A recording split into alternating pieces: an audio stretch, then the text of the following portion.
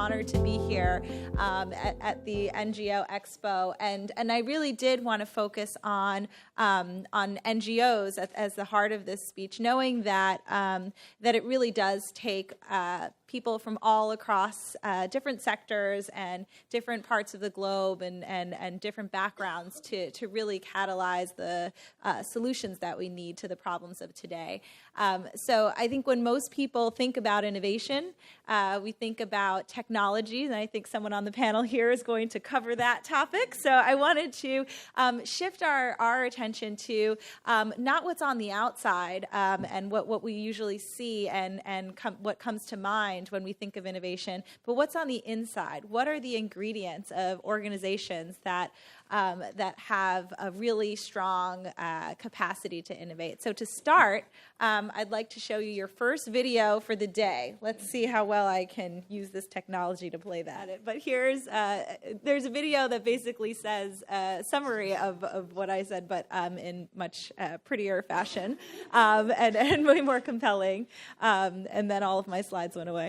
But it's essentially that innovation is a deeper capacity, that it's a muscle that can actually be built, and it isn't about serendipity, and it isn't about being chosen to be the one who is the innovator, but actually those that are that there are things that organizations can do to develop innovations themselves and build on that muscle, so that you can generate not just a solution to a problem, but the muscle to continuously generate different ideas and different solutions to problems as they shift and adapt and occur. So the Rockefeller Foundation is another 100-plus-year-old foundation in the room, and our another slide up there, which I'm sure is going to come back up in a second, shows what our mission is, which has remained unchanged for the past 104-plus years. And it's to promote the well-being of humanity. It actually used to be to promote the well-being of mankind, but we thought we can change that part throughout the world, certainly. And that's quite broad. We've looked at issues of health. We've supported the development of the yellow fever vaccine. We've looked at agriculture and food, and sparked the Green Revolution, which fed 1 billion people. Energy and cities. There are many fields that we've been in and that we will continue to work in, but we realize that the real people behind making this change are our grantees and our partners, and a lot of you who are actually in this room today. And so what we wanted to do is take that focus on innovation capacity and answer this one question on how do we boost an organization's ability to generate innovation repeatedly over time. And after conducting research with our partners at the Bridgespan Group, we've sort of landed on 6 somewhat obvious components to the capacity to innovate, and unsurprisingly, leadership is at the center. There are other aspects, and we can go through each of these. So first, we looked at leadership as not just people who need to be at the top and be inspiring, but these folks actually need to hold an innovation mindset.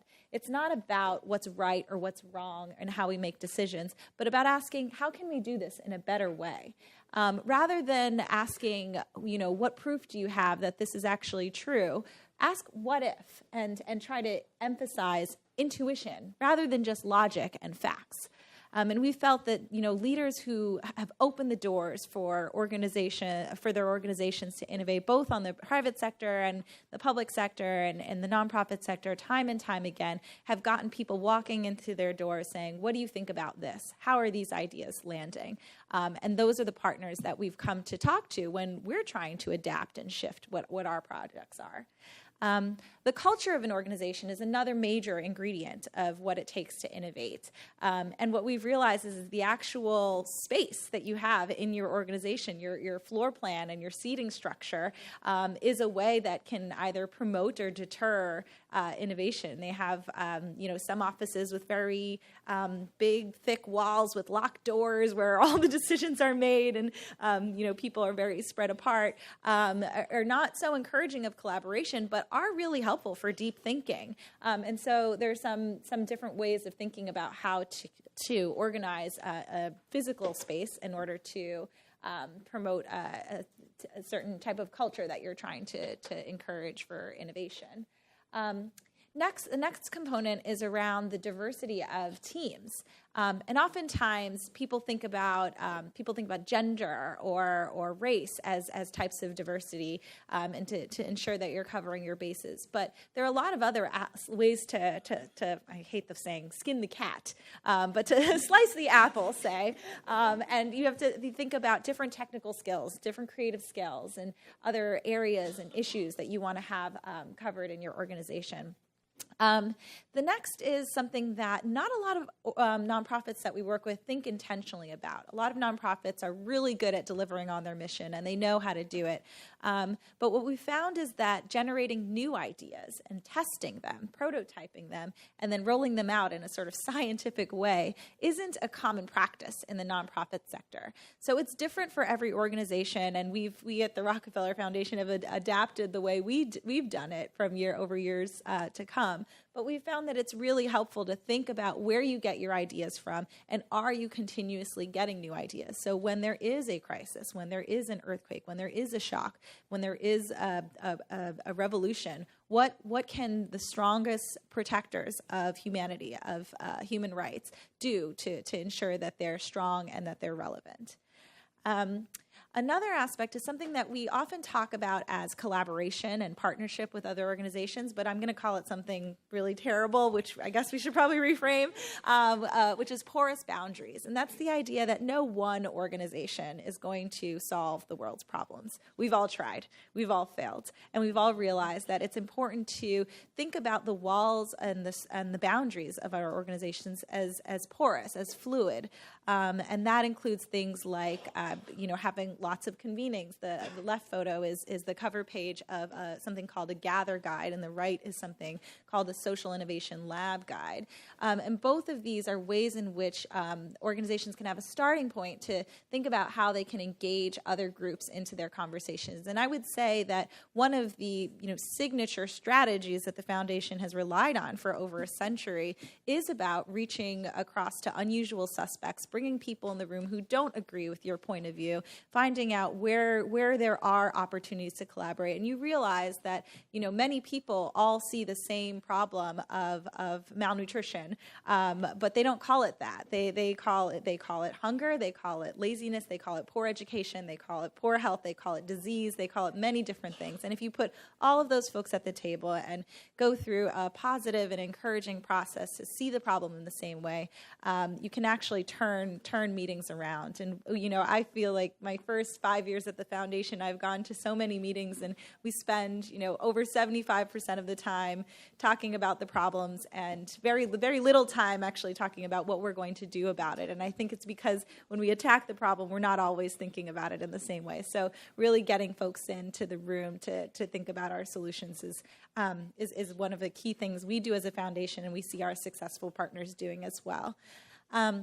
Ready resources. This is a touchy one, I think, for a lot of nonprofits, and anyone in the room who works at a for-profit would say, yeah, that's obvious to us, right? You spend, everyone has a different investment allocation ratio, but roughly, 70% of your resources go towards your current programming, and then you spend about 20% around innovation in adjacent areas, and then 10% around radical innovation, ideas that will probably fail, that will definitely inspire, and will certainly encourage you to improve on your current program. And this concept was foreign to a lot of our nonprofit partners. We don't tend to think about what are ways we can take away from our day-to-day work to improve on what we're doing. And that's primarily a problem of where their funding comes from. So I will, raise my hand as philanthropy can contribute to folks focusing on what they need to do to raise more restricted funding, because there isn't a ton of unrestricted funding, which is typically what innovation and radical innovation need to fund. And so all of these points are a build-up to a new resource that we released this month that is about what organizations can do to build innovation capacity, or at least starting points. And one of the tools I think our at least early partners have found very interesting was what are ways we as a nonprofit can start talking to our funders and saying, okay, you love the work that I'm doing, but what can you do to help me start exploring beyond what we're currently doing and advancing innovation? And there are different ways to talk to funders about that.